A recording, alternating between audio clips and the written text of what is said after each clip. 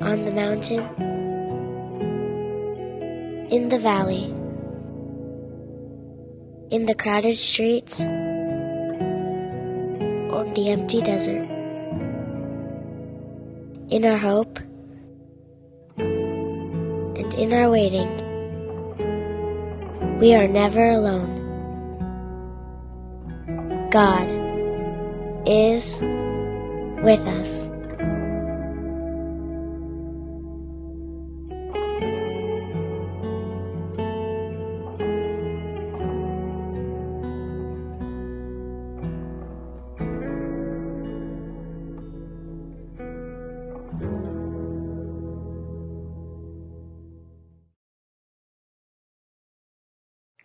Hi Concourse Church family, I'm Kailah. And I'm Ali. And today we will be diving into Matthew chapter 8.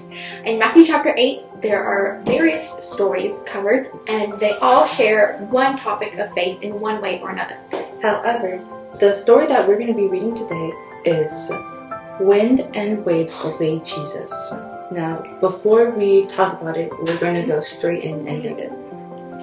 Verse 23 says, "Now when he got into a boat, his disciples followed him. And suddenly a great tempest arose on the sea, so that the boat was covered with the waves. But he was asleep. Then his disciples came to him and awoke him, saying, 'Lord, save us, we are perishing.'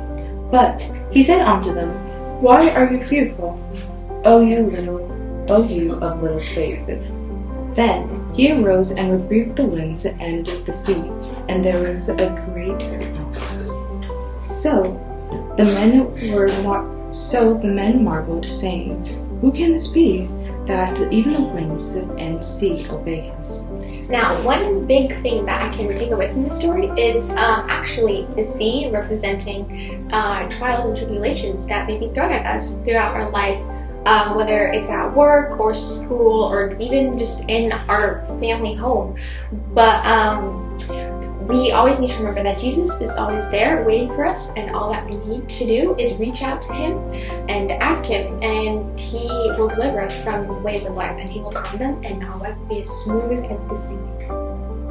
Like Kailah was saying, I agree with Kailah, but another point that I would love to make is that one thing that stood out to me is Jesus pointed out to them that, why are you fearful, O you of little faith? And I think that's a big thing with Christians, is that when something goes bad, we start to panic and we're like, what in the world is happening? And we're like, why God, why are you doing this to, like, we're suffering. But all he's asking us is just to believe in him. And if we take that first step and believe in him, then he can bless us and give us endless blessings. Like also in the story of how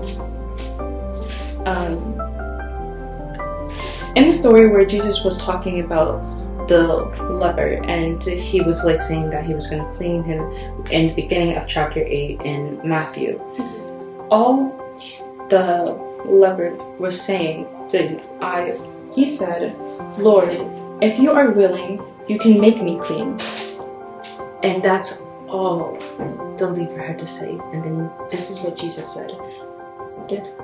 Then Jesus put his hand on him and touched him, saying, I am willing, be cleansed. And then immediately the leprosy was cleaned. As Christians, every day is a battle.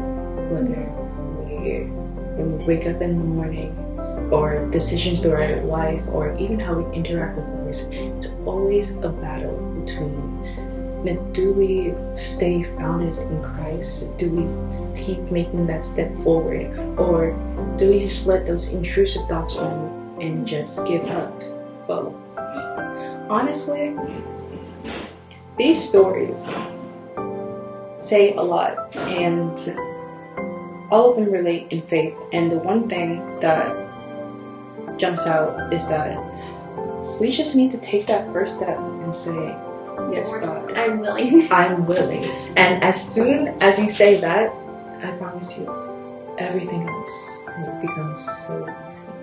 Yeah, and I think that Jesus might not calm the storm in the way that may think that he will, or he may not get rid of it completely at first, but he will be there for us to guide us through it, and that's the main thing that we need. And even though he may not fulfill our desires or what we think is correct, he will be there and he will calm the storm that he sees fit.